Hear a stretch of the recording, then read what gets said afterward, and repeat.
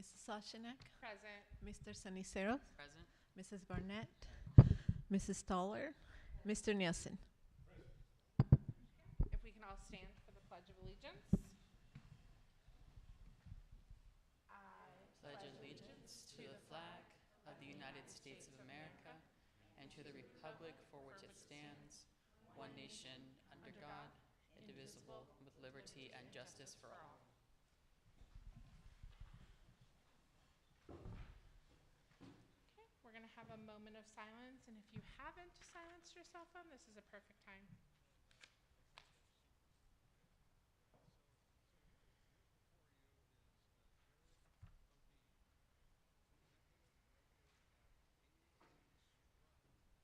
Okay, item number 5, welcome and introductions.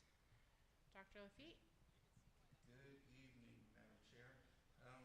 This evening for our study session, I'd like to start off by introducing everyone. Then I'll introduce our speaker, who after this will have the PowerPoint up there so he can begin to go through the presentation. But just starting present today from the administration, we have Ms. Ada Silas, who will be here supporting myself, Dr. Louis Lafitte, Superintendent, our board members here, Mrs. Soshnik, Board President, Mr. Sincero, Board Vice President. We also have Ms. Stollard and Mr. Nelson, board members here. I asked to join us this evening also Dr. Hay, Chief Academic Officer, as she is the direct supervisor of Mr. Brian DeLessio, who is our Federal Grants and Data and Assessment Director. So he'll be able to provide some additional information regarding some of our grants if there's some questions that arise.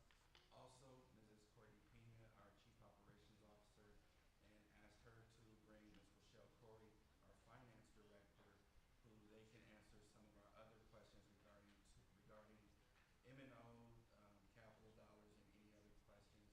Also, just wanted to thank Brian from IT, who was able on short notice to come help us out today. So thank you for your flexibility and supporting. What I'd like to do now is introduce Mr. Mike Berrigan, who is our presenter for the evening. I've known Mr. Berrigan for about 6 or 7 years now. He is a assistant superintendent for finance and auxiliary services in the Glendale Elementary School District. And I'm not going to take all of this thunder. I'm going to let him communicate about himself. But Mike is well regarded in the state for his knowledge and expertise, and actually was very instrumental in supporting Glendale's elite plaintiff and capital lawsuit. So I'd like to have Mr. Berrigan, if you could go ahead and present, and then Brian, if you could switch that over for me.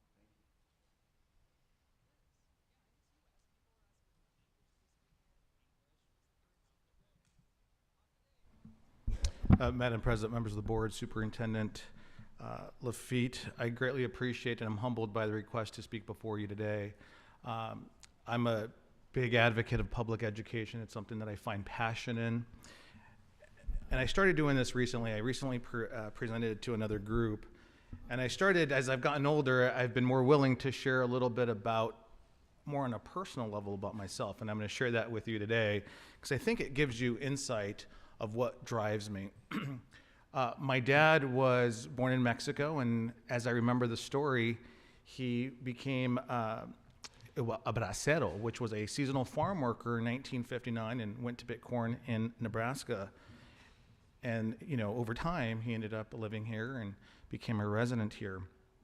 And by here, I mean California. We then moved to Arizona. And then my mom had 4 kids of her own. She came in the mid 1970s, and with 4 little ones, and she met my dad. And in the mid 90s, we moved to Arizona, and Arizona has truly been my home. My wife does what I do at another district, like you. She's an elected governing board member in the district in which we reside in. Public education, I think, is an important piece of our society, and we've tried to advocate for that, as Dr. Lafitte mentioned, from a Glendale perspective, leading that lawsuit. You'll see here that part of my involvement was not only a deposition testimony, but about 4 to 5 hours of courtroom testimony as it relates to capital funding. And so we're definitely pleased with the court's ruling on the outcome. We've always believed that the Constitution was being violated, and the judge ruled like they did in the 90s when it was that lawsuit, which was the Roosevelt versus Bishop. And so I tell everyone that this lawsuit is really the Roosevelt versus Bishop 2.0, because history is repeating itself. I've held many positions throughout the state, whether it's the Arizona ASBO's board president. I've been on the ASBO International Board of Directors, vice chairman of Valley Schools Management Group, which is a volunteer-based position. And currently, interestingly enough, more recently became co-chair for Guppy Mac on the business council, and the first meeting was here at your district office. So just really pleased with some of that. I actually told folks that I wasn't going to do more. I was going to start to do less. And somehow that's not the case anymore. I committed to Guppy Mac, and I'm happy to be here before you. I am going to, yes, absolutely.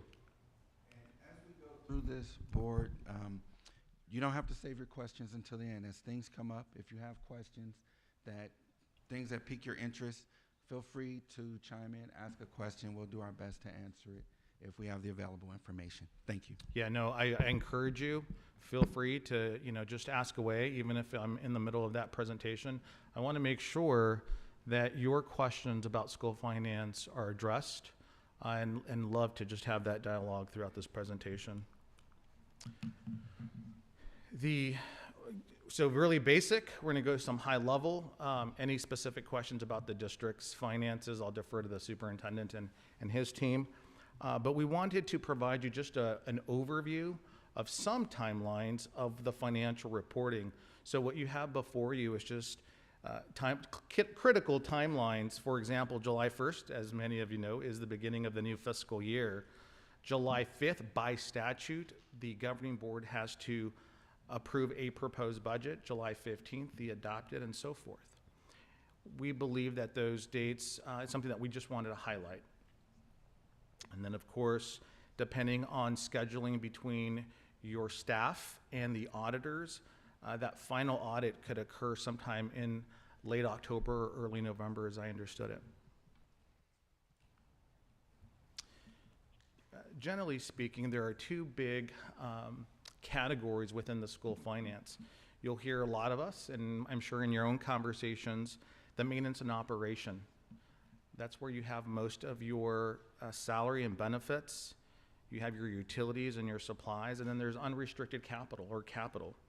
And that's going to be any renovations, textbooks, instructional aids, some of your school buses, your furniture and equipment, and any equipment that goes on your property, such as, or on your roofs, such as an HVAC.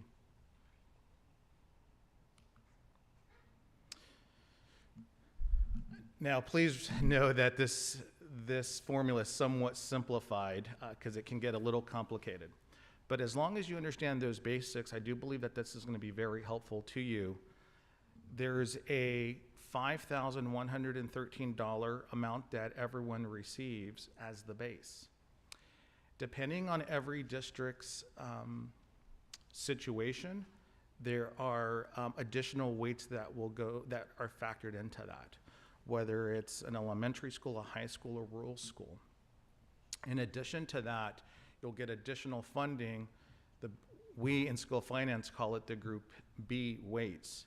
Think of your special education. There are several categories within special education that school districts do receive additional weights for those students with those disabilities. And there are others, and I've provided some examples of that.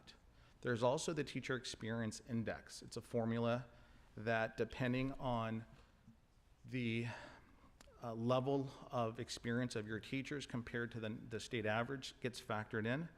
And if you hit that or exceed that threshold, you could be receiving additional monies that, in the end, increase that base support level. You also get funding for transportation. It is a complex calculation, and so you'll see there that I've oversimplified it, but it takes all those factors into consideration. Yes, please. Yes. That's correct.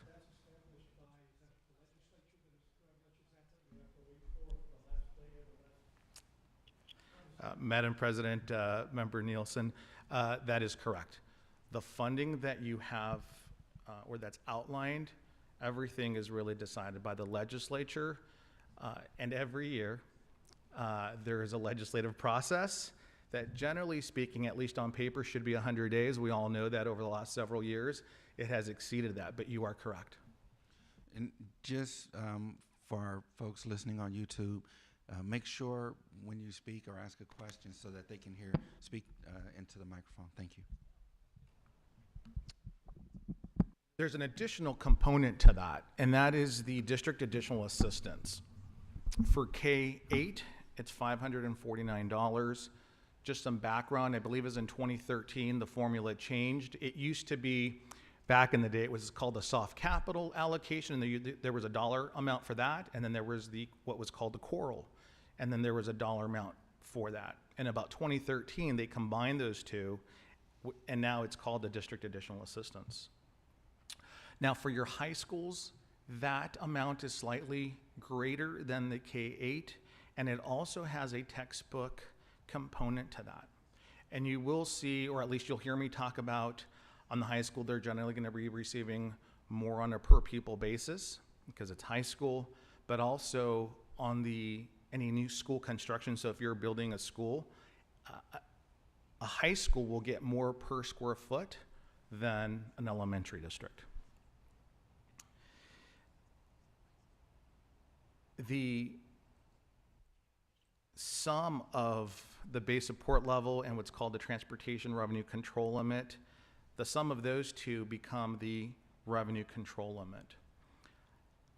Any portion of that revenue control limit can be budgeted in either M&O or in capital.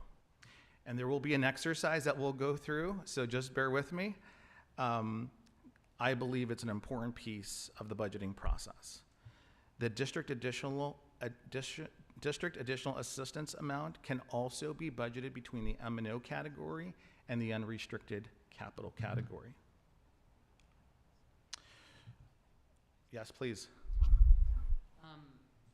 Thank you so much for being here and joining us. I want to, just like for overview for our viewers listening, could we like explain, and maintenance and operations, kind of like where that money is from? And it's like not a part of the main general budget from the state, but it's more through local property taxes. We just get like overview of what DAA and M&O is. It's a combination of both. We're going to get through that a little bit towards the end of the presentation, but it is addressed. And maybe I'll somewhat address that maybe in advance. The M&O and what's called capital, and it's going to be really around that revenue control limit and that district additional assistance. One of the things that's probably missed in Arizona is I do believe personally that Arizona has an equitable funding mechanism. There's a portion of that, depending on a district's property wealth, will determine what the state pays versus what your local taxpayers or you, the board, who reside in the district, are paying on an annual basis. But I will talk about that a little bit more towards the end of that presentation. Madam President, members of the board, I believe in your handouts, you'll have these long legal size pages. And it's going to be a little bit counterintuitive, but the first page that I'd like to walk you through is page 7 of 8. And it'll look like this. Obviously, what's on the screen won't do it justice because it's very tiny and it's a very long document. Could we zoom in just a little bit online? Is that possible? Zoom in a little bit? We attempted to try to make it as visible as we possibly could. There's just a lot of information being condensed on a slide. But if you're on page 7, you should see $42,712,343. Do you guys see that amount? You take the calculations that I just mentioned, and you plug it in these worksheets, and it generates that amount of money. And then there's a column A and a column B. Do you guys see those there? The district, depending on the needs of the district, will decide of that 42.7 million, how much of that it wants in M&O. In your case, you've put all of that in your maintenance and operation category and 0 under the capital category. So far, so good. The reason I think it's important to bring that to your attention is this page in particular is what drives everything else. So I'm going to take you to the next page.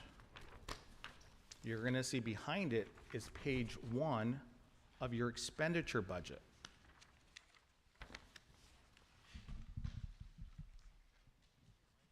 So on the bottom right, it should say 1 of 8. Do you see that there? And if you could maybe have it side by side, might be the most helpful way to look at this. So we're going to kind of go to page 7 and 8, and we're going to have them side by side. The other piece is the DAA amount. So I'm on page 7. You have $3,057,197. And that amount can also be budgeted between your maintenance and operation needs and your capital needs.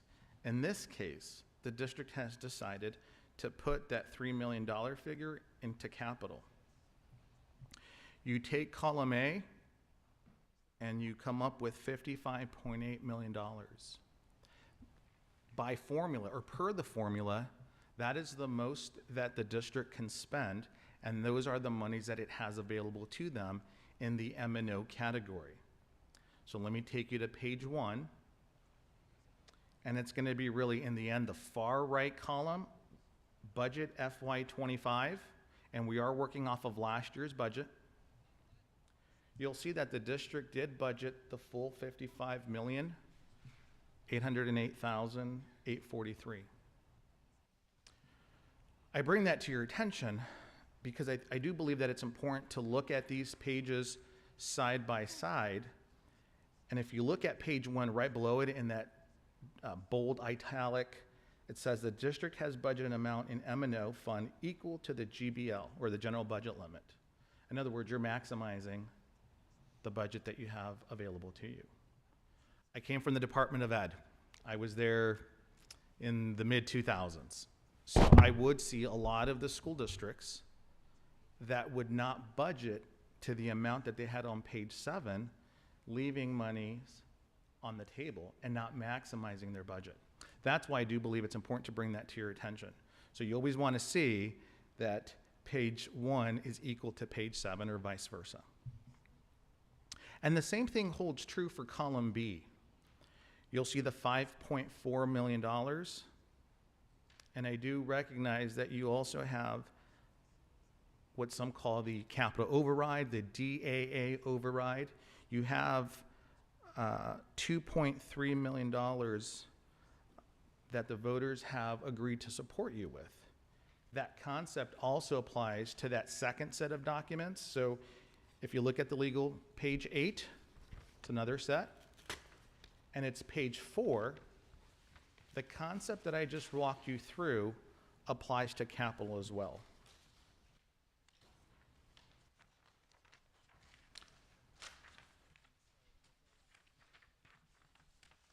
So on page 8 of 8,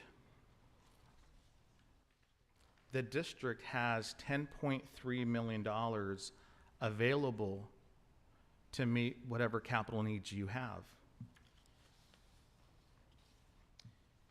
Page 4 of 8, do you guys see that there?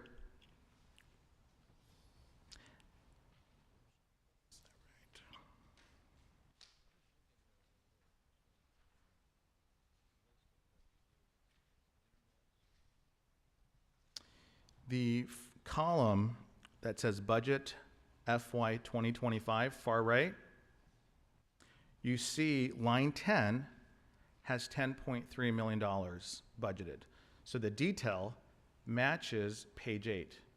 And so you're also fully maximizing the dollars that are available to you. And so that's important to highlight.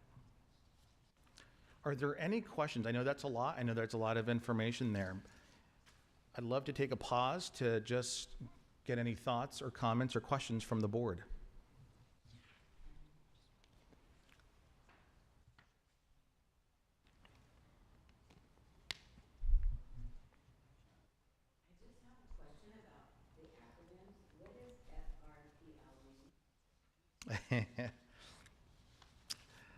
Madam President, members of the board, there are a lot of acronyms in school finance. That's going to be a reference to the free and reduced lunch. Several years ago, through some of the school districts, there was an effort to receive additional funding for what I would say maybe kids in poverty, but the term that was used and coined was that free and reduced percentage that is a reference to the food and nutrition program. There are tons of acronyms. I'm sure that the staff can provide you with a list of those. ASBO does a great school finance manual that provides all the terms and what those acronyms mean. I hope that answered your question, ma'am. It did. We okay? So I kind of really addressed the next 3 or 4 slides in that conversation. So interestingly, I did provide a little bit of some of those, the terms. Not all, but just some. Mr. Vice President. So for the unrestricted capital budget limit, Yes. that's not from the DAA budget, or is that a continuation of carryover funds from each fiscal year? It's all of that. All of that. So your DAA, whatever you did not use, assuming that it's always in capital, any monies that are left over will be added together to get to that $10.3 million. Great question. And that concept truly applies for M&O as well. So depending on what you're putting from your revenue control limit, or some districts use their RCL and their DAA into M&O. So it's a combination of what you just said. For example, if a roof broke at one of our schools, we could use that money. I'm sorry, can you say that one more time? So for example, if a roof broke at one of our schools, we could use that money to repair that roof at the school. You could use the monies that are found on page 8 of 8, which is going to be everything that you have from that DAA in this case. Any unused carry money, monies from last year into this year. And then if you had bonds, you could also use bonds. And really, depending on how that $10.3 million has been allocated, would really answer the question that you've just posed. I would say that if, hypothetically, assuming that there were monies available, yes, you could definitely use part of that $10.3 million to address a new roof for a renovation, so to speak. Because that's money we have not used, or we can use essentially. It's monies that you can use, and so when you start the year, every year, you're going to more likely be using that. So every year, and you'll see that in your vouchers, you'll see that, I'm not sure who's responsible for, we call it board clerk, whoever looks at your vouchers on a weekly basis, you'll see some of those by fund as you look at those vouchers. And you'll know how much is being spent, or your staff will know how much is being spent. Well, then I guess my question would be, how much of that money have we used so far this school year? Have we used any of it so far? Plan to use any of it? And then just as a remember, this information is based off of last year. Of last year. Part of the conversation is to use last year's information, because you are going at some point or the staff will present the AFR, and it will make, hopefully, smooth understanding between the year that just ended and when your staff provides you with the AFR for approval. So it is based on last year. Okay, thank you. Yes. Madam President, members of the board, I did try to provide you some acronyms and maybe perhaps how those, that revenue or that category is being generated. So again, just a small glance at some of those. And I'm just going to kind of go through those. If there's something that catches your attention, please feel free to ask away. So you have the revenue control limit. That is a combination, depending on the property wealth of that district. There's a component that is shared by the state and the local taxpayers, and that concept applies with the DAA as well. There's the building renewal grant, which is a competitive grant that you as a district, your staff would apply for additional funding. I will tell you that's another area that we've been heavily involved with. The need or the request that school districts have put into the state far exceed the revenues that are available. And frankly, that was part of the lawsuit, was that the legislature is not funding its capital needs adequately.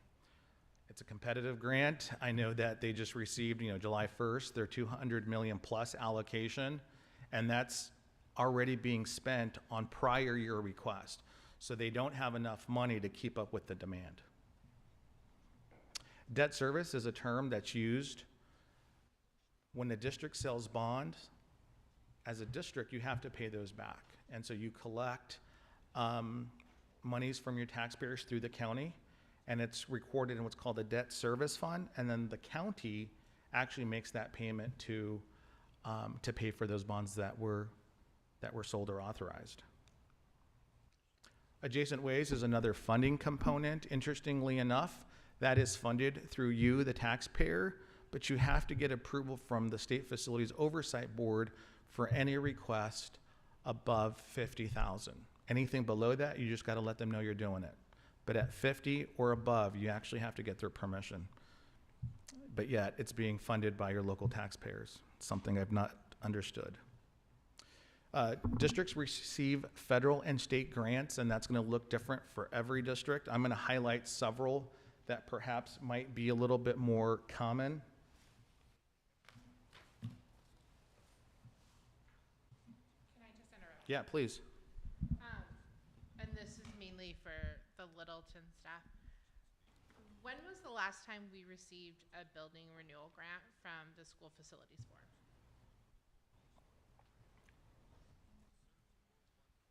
President, I'll hand that one over to Ms. Pena and Mr. Corey. And if you don't know now, just in an update or something, let us know.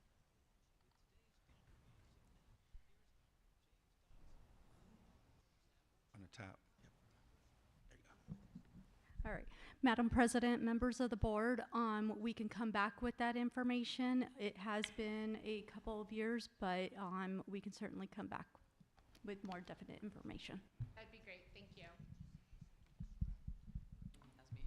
And then to the debt service, I believe the last time we did a bond was 2021 or 2022 Yep. as well. President Soshnick, Vice President Sinisteros, I'll hand that one over to Ms. Pena, Ms. Corey. Madam President, members of the board, thank you for that question. 2020 was the last year that we issued our bonds, yes.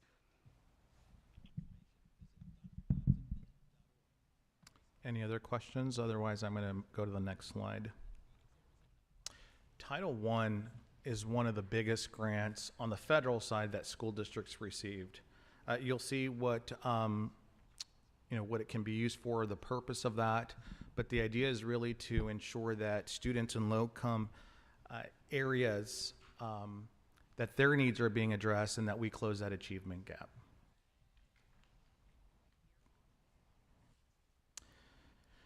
Title II is the improved teacher and leader quality. You'll see some of the allowable uses there. Title III.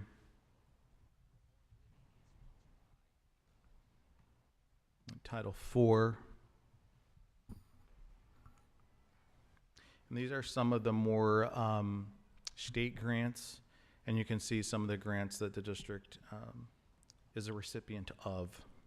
And Mr. Berrigan, I'll chime in a little bit. Yeah, please. So just so that the board has an idea of what we've been spending some of our title dollars on. So just to give you an idea, Title I, we've currently been spending on staffing. That's where the bulk of it goes. Staffing, student support, professional development, parent-family engagement, instructional materials, private school services, there's a set aside. We have to do administration and indirect costs. For Title II, we've spent dollars on recruitment and retention, professional development, travel, materials, and indirect cost. Title III, staffing, professional development, instructional materials, family and community engagement. Title IV, well-rounded education. So example of some of the things we do with that are esports for some of the coaches that we have. We pay for that. But also effective use of technology and safe and healthy students. And then for IDEA, that one is special education. So that's been spent on staffing, professional development, student services, instructional materials, equipment, and field trips tied to students' IEP goals, supporting those. And then some of those other grants that are listed, the dyslexia training grant, that's teacher specific, so teacher training is supported through that. School safety grant, that's where we pay for several of our social workers and the safety officer that we have in the district. SEI supports some of our teacher salaries, and then the ATSI is listed up there as well. Supports staffing, professional development, materials, and then PDG is our preschool grant, and that supports staffing, professional development, student support, family engagement, capital outlay, and curriculum. So, Dr. Lafitte,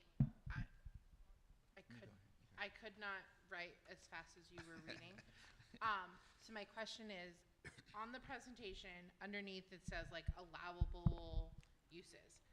Everything you just read, is that there? Yeah, so Madam President, so everything that I've listed are what we've spent our dollars on, which ties into those allowable uses. We haven't gone outside of the scope of anything allowable. I wasn't thinking that. Yeah, I was just okay. going to request if it didn't match that you put that in an update Gotcha. so that I could come back if someone asked me and said, Perfect. how do you spend Title II? If I had your email, but if it's the same thing here, that's fine as well. Perfect. So. Yep. Thank you. Thank you, Dr. Lafitte, for the summary. This could be in a board update, or if the information is on hand, could we just get a summary of each title? It could be previous fiscal year, it doesn't need to be this fiscal year, of just a Title I summary of where the money was spent, how much allocated, and where it was spent for each title grant. Yep. Board President Soshnik, Vice President Sinisteros. So we can answer some of those questions this evening. So if you can, Mr. DeLessio, if you can just share some of the expenditures from our title dollars, just by category, would be great. Thank you. There we go. Madam President, members of the board, thank you. So I do have the actually the budgeted expenditures for FY25 broken down by grant. I don't think it'd be effective to read the entire thing to you, but I have that, so that's something that we could definitely share. Was there a specific question that you had? If you can just do a high-level overview of, so for Title I, what are some of the items and what is the expenditure? So I would start with what was the grant award, and then just either how much or percentage. Perfect. For Okay. a couple of items. Thank you. So Title I, the initial allocation was just over 1.4 million. But then when we take into account our FY24 carry forward, that actually pushed that amount to 1.75 million for FY25. Of that, 1.4 million was for salary and benefits, 86,000 for professional services, which typically fall into professional development, 11,000 in purchase services, so that could be in the form of, say, hotel, travel. Typically, a lot of that doesn't come out of Title I. And then 143,000 for supplies. So a lot of that is at the school level where they're purchasing supplies to support all their students. Title II, the initial allocation was 236,000. After the FY24 carry forward, that bumped that up to 354,000. So of that 354,000, 150,000 was salary and benefits. 105,000 was for professional services, and another 57,000 for purchase services. Title III initial allocation was 145,000, with carry forward was 189,000, and majority of that went to salary and benefits. So 127,000 of that went to salary and benefits for our ELL TOSA. Title IV is one of the smaller ones. Initial allocation was 82,000. Looks like we didn't have any carry forward for that one, and almost 60,000 of that was for supplies. And so Title IV is used to fund our esports program that we started, I think, in our third year now. So that pays for the stipends for the coaches, purchase the Nintendo Switches, the games, those types of things. IDEA, looks like our initial allocation was just over 1 million, and with the carry forward, 1.1 million. Of that, 200,000 was salary and benefits, and the biggest expenditure was under purchase services in the amount of 768,000, and that is to cover our private placement for special education students. Does that also cover like speech or OT services that we purchase because we can't find our own OT or whatever? I might have to turn that over. I think.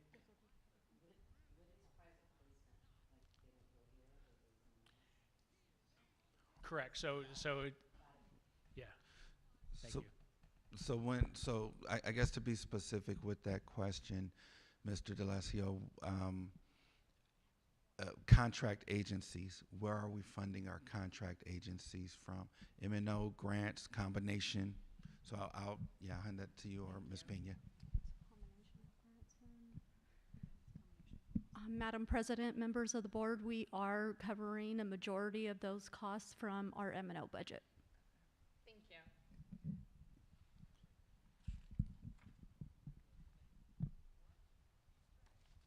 And thank you for sharing that. And one thing that's important to understand about our grants and grant dollars, and I think Mr. Berrigan is going to touch on this a little bit.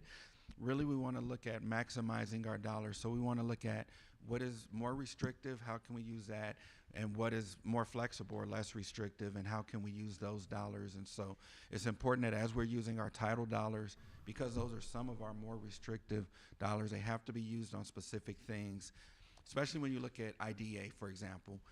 For that, it has to be utilized on our special education population. There's only a certain % that you can utilize for your early intervening services. So you can't go past a certain threshold for your general ed students. So it's really knowing that what these dollars are, what they exist for, what can we use, because as other things come up, we want to make sure that we have dollars, accessible dollars that we can use in case of emergency. So let's say, I'll go back to Vice President Siniceros' point of, okay, if something happened to a roof, what could we use for that? We want to make sure that the dollars that are more flexible are available to use where we can use those dollars. Yeah. To Dr. Lafitte's point, my philosophy has always been use your more restrictive funds first, and then protect those funds, whether they're grants or any other funds that the district may receive that have flexibility. So if you are experiencing, as we are, a declining enrollment, it gives you breathing room as you try to figure out what decisions need to be made to ensure that we're financially solvent. So my philosophy, and if you ask my staff, they'll tell you, address or use the restricted funds first, and then always protect as much as you can those funds that have the most flexibility, so that it gives you breathing room as you may have an unnecessary or an unforeseen expenditure. please. No, thank you, Brian, for all that information. It was super, super helpful. If we could just get just a copy of that and a board update of what he just stated, summary of each of those, that'd be very, very helpful just to have on hand. And thank you for your statements. Board President Soshnick, Vice President Sinisteros, we can do that. Special education. Before I even, well, let me go through that presentation, then I'll give you just some of my thoughts there.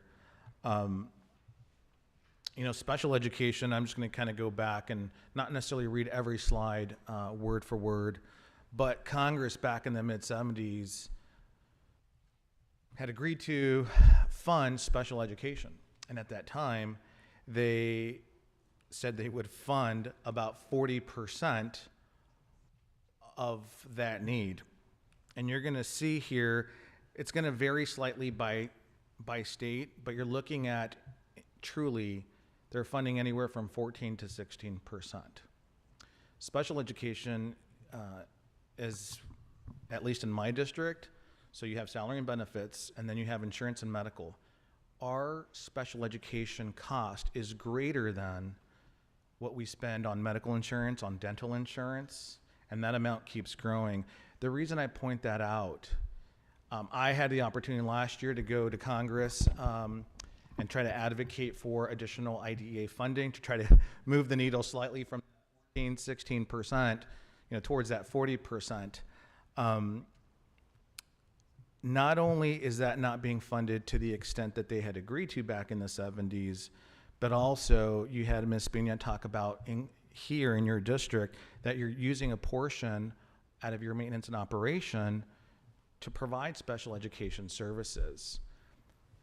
Special education, both at the federal level and at the state level, are not being fully funded. And so what it's doing, it would create financial pressures, even if you're growing, because if you're only getting, let's split the difference, 15% of what was supposed to be allocated in the 70s, that means that you're using more of your M&O to offset that need. Where if they were funding it, you could be redirecting those funds to other priorities of the district. So special education, both at the federal level and at the state level, are not being fully funded. Bonds and overrides. Statutes, depending on the district, you'll look at an elementary or a union district. It takes, and I'm going to oversimplify this. I don't know who you guys use. I don't know if it's Stiefel or Piper Sandler for some of your bond needs or override needs. They'll specifically walk you through the calculation for your district, but think of it this way. They're taking your district's property wealth, and there's a formula that is calculated that is then used to go to your voters for bond authorization. And so it needs to be fairly accurate. You cannot overstate that. And then it's up to your voters to decide whether they fund that or not. For a unified district, instead of 10%, it's 20%. So you'll see that difference there. And depending on every district's need, what's on the pamphlet will vary. For us, in Glendale, we decided to talk about new school construction / replacement schools because that's an important issue for us. But you might need it to replace your HVAC, roofs, renovations, whatever those might be, furniture and equipment. So bonds would be available to you, and there's a formula for that if your voters approve that and if the board's willing to ask the voters.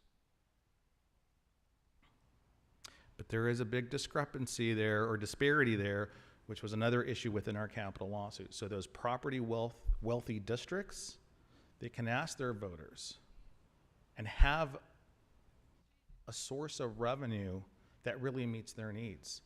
In my district, it's not possible. Our voters are very supportive, but we can't generate enough revenue to meet all of our capital demands.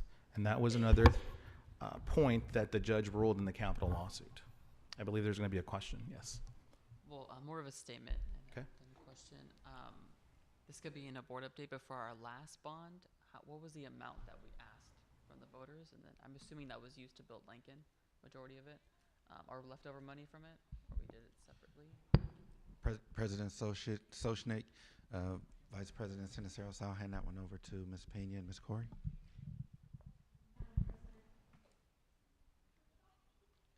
Madam President, members of the board, that is correct. We built the School 8 Lincoln, and so there is no bonding capacity at this point. We are down to about $500,000 left in the 2020 bond.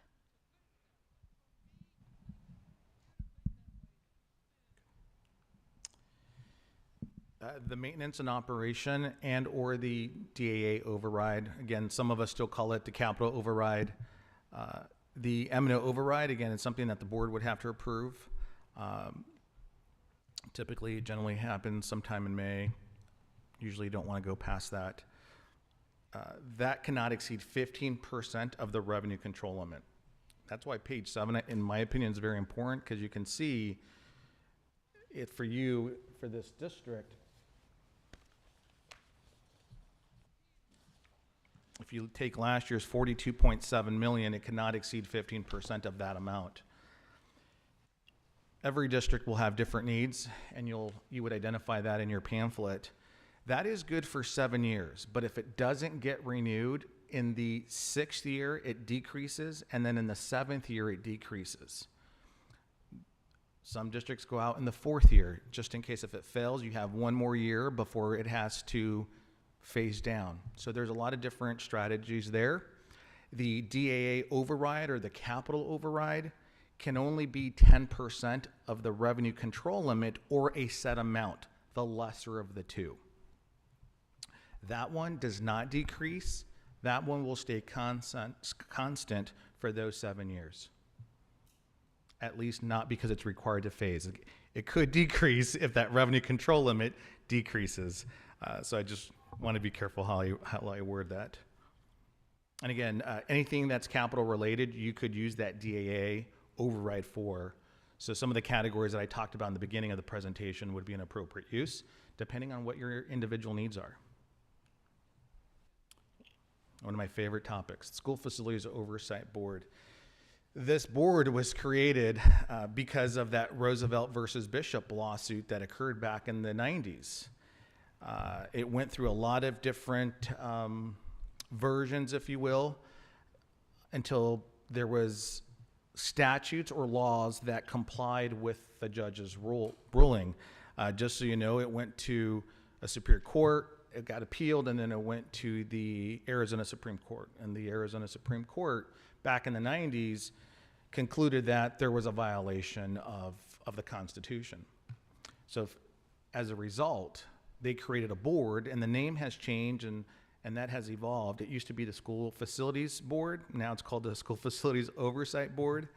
But it was really done with the intention of ensuring that no school fell below a minimum standard. They created what's called the minimum adequacy guidelines. And funding was then created to ensure that districts' needs were being met. And then, gosh, it was only funded for several years fully the way that it was intended. And then they started to slowly, rapidly,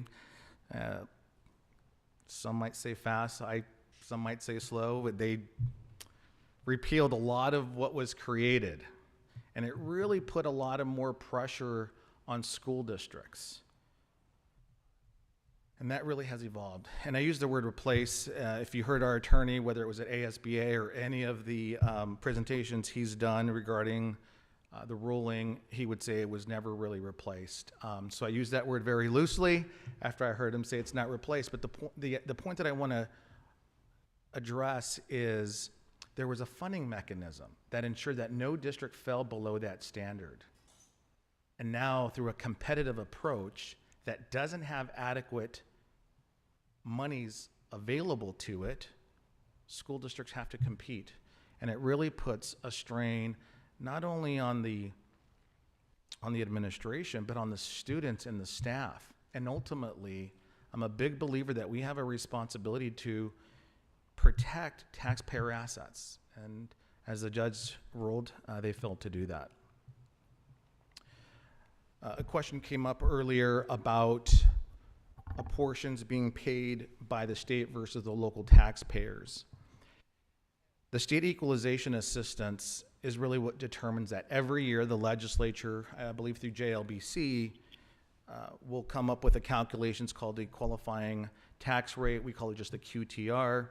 But the idea is that there's some level of equity on how school districts are funded. For my district, 90% of the state equalization, or the funding that we receive for the revenue control limit and the DAA, comes from the state. 10%, give or take, is received by the local taxpayers.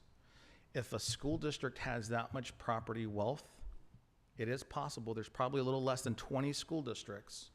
There were 18 when I was at the Department of Ed. I believe that number slightly increased, where they receive no state dollars because there's so much property wealth that they're generating those monies through their local tax base.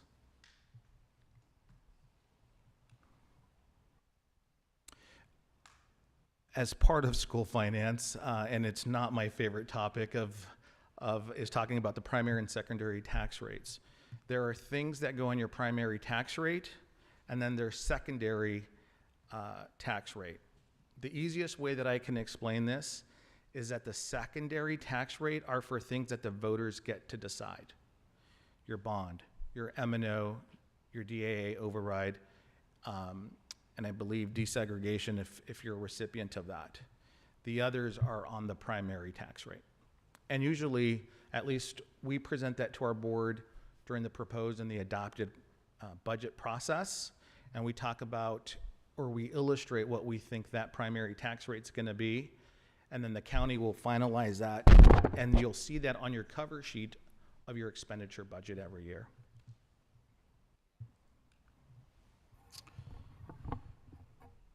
Proposition 123 for this school year was absorbed, as I call it, by the legislature, but the triggers are still in place. And what does that mean? That means that if education as a whole is greater than 49%, that the legislature may decide at their discretion to not fund it or to freeze it. So there's some potential that could occur in the near future. I think with every year, that gets closer. And if there is a statewide effort to do an extension of Prop 123 or something new, addressing the triggers in that new initiative, I believe would be very helpful to school districts.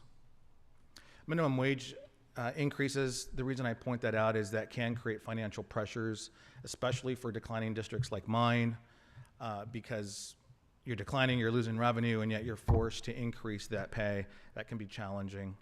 The aggregate expenditure limit is an antiquated formula, the AEL. That was a formula that was created back in the 80s, and a lot has changed, whether it's open enrollment, school choice, and now with ESAs, it's completely different. And so we really need to revisit that. I'm a proponent of the idea that it shouldn't even exist because the legislature are the ones that set the funding amounts. So they've, in essence, they've given you the okay, and then there's like a second step process to this is we gave you the money, you said we can, we're allocating it, and then we're gonna decide 2/3 into the school year whether you can actually spend it or not. It just doesn't make sense to me. I do believe, and this is just my opinion, that if they did not increase the AEL, I do believe there was some economical or impact to the economy. And let me talk about that. When you look at the AEL, it's usually $1.3 billion that's on the line.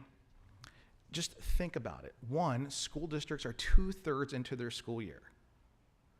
I can't go 2/3 into my school year and not spend $18 million. It'd be very challenging, I think, for a school district not to be in a situation where they've spent more if the AL hadn't been increased. But think about it. If they were not to, if they don't increase it, I believe like a rating agency, a Fitch, a Moody's, an S&P, there would be some consequence to that. And I don't believe that would be prudent. And I don't think that issue in particular is being talked about or even thought of. It's been something that I believe that is a significant, or could be a significant issue, not only for the state, but for those individual districts that are in those situations. And lastly, and I won't talk too much unless you want to spend time there, it's just the capital lawsuit. I think that was historic ruling. We had some great partners there with 3 other districts and some of the alphabet groups. We know that it's going to get appealed, and I think it has a very, very highly chance to go to the Arizona Supreme Court again. And we'll see what happens. I believe last Thursday we filed some documents with the courts. The state will respond, and then we'll have another response to that. And I believe that should all happen by the end of October, if I remember correctly.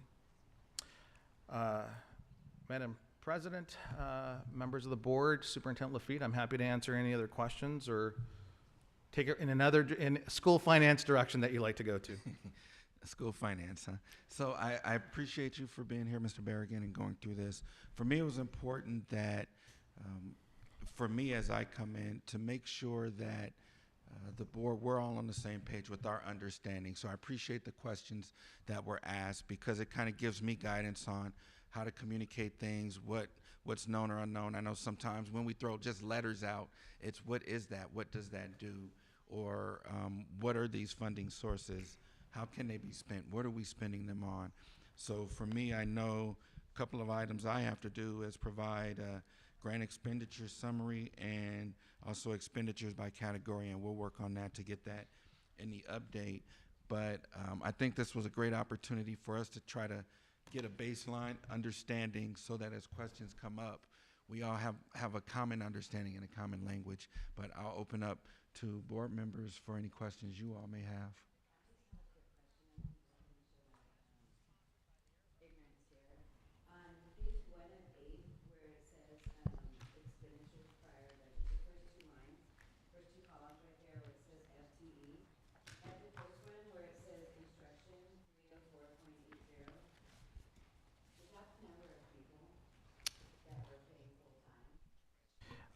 Maybe not necessarily just, the short answer is yes. It may not be paying, or that you have budgeted.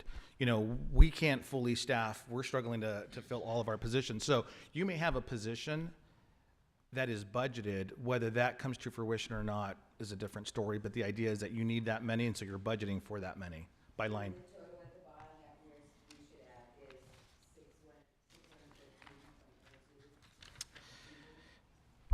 The short answer is yes, specifically being paid out of M&O, yes. That number could be greater depending on some of the other funding source that were talked about earlier, but specifically out of the maintenance and operation, yes, that is accurate.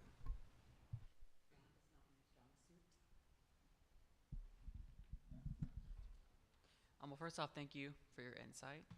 It's been very, very helpful information that we learned today.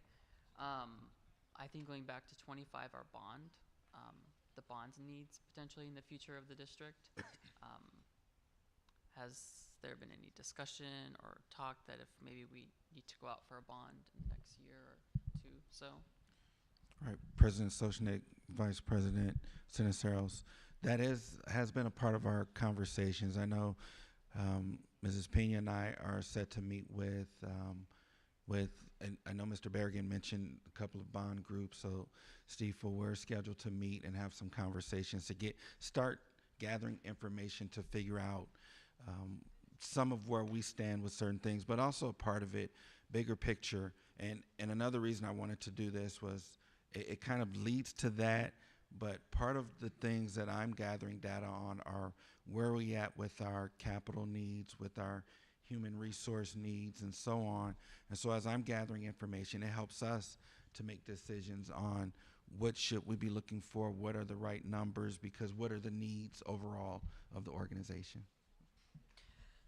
yeah, no, thank you for that. And I know last year we went out to the voters to ask them to increase our DAA by $1 million. So that could be an update of what we strategically long-term of what we plan to do with that extra $1 million, put it to the side to keep it for emergencies or to buy new buses or things that need to be fixed or repaired in there. So that'd be good information to know. Any other questions? We have Mr. Berrigan said he's available till 9 or 10 tonight. If you no, no, I'm just. I love school finance, so don't challenge me there. I'm happy to be here for as long as the board would like. Yeah, I think, well, not a question for you. It's a lot of it for staff. So,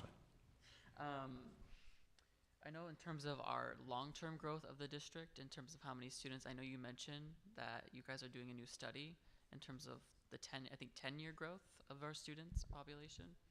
Correct. Demographic study. Yes. Demographic study. Okay. I think that'll be important data to just see how we plan long-term in terms of schools. And President Soshnick, Vice President Sinisteros, part of the plan with that is as we get information, what I'd like to do is, and one thing as you see that I'm doing is I like to bring in other facilitators who are experts in those fields as well, because they can bring a different lens that our team can begin to listen to and gather information. One thing I believe is we should have, from my special ed days, informed consent, right? So as much information and knowledge as you can get to make a decision. But I think it's important that we use that information to come up with the plans, but bring those individuals in. So as we complete those different studies, we'll be inviting other presenters to future board meetings as well to present. And then, help me, guide me here, but I know for gifted services in our expenditures, do you know where what that would be under in our sheet, or is it not on this sheet, or is it something separate? I don't see gifted to be other instructional programs. Dr. Lafitte? So yeah, I will hand that over to Ms. Pena.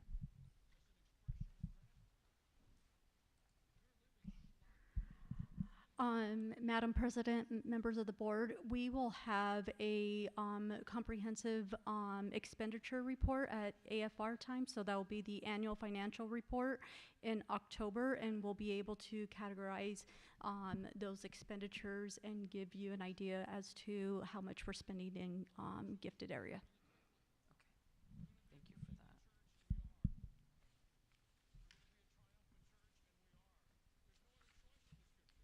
Thank you for that. If there are no further questions, I do just want to reiterate, I just appreciate and I'm humbled by the invitation.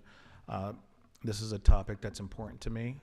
I believe in public education. It's afforded me opportunities that I don't believe I otherwise would have had.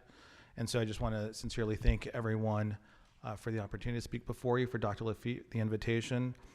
And more importantly, I appreciate and admire your servant leadership.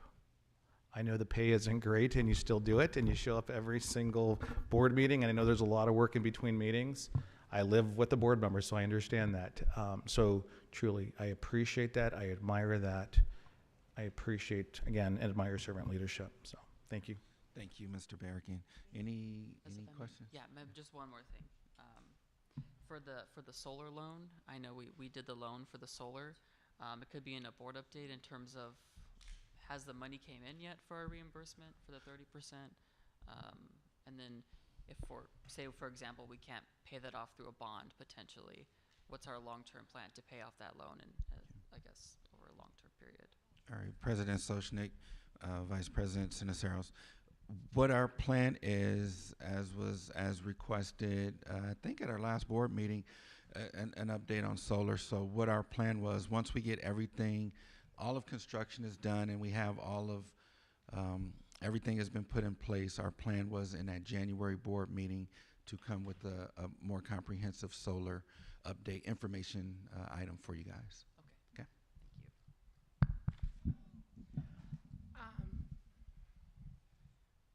This again can come in a board update. It's fine. I don't expect the answer right now.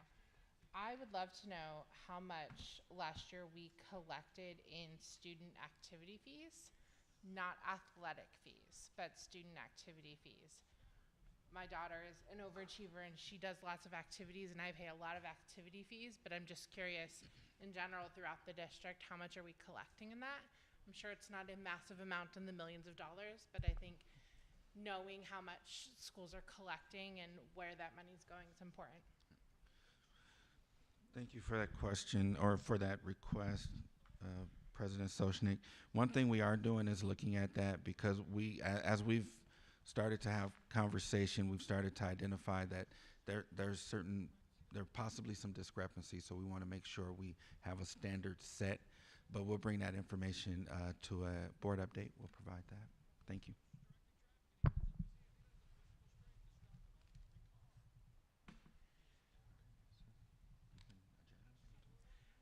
If there's no other questions, is there a motion for an adjournment? Ms. Stallard, is there a second?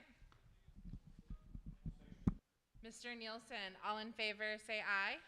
Aye. Meeting is adjourned at 5:06.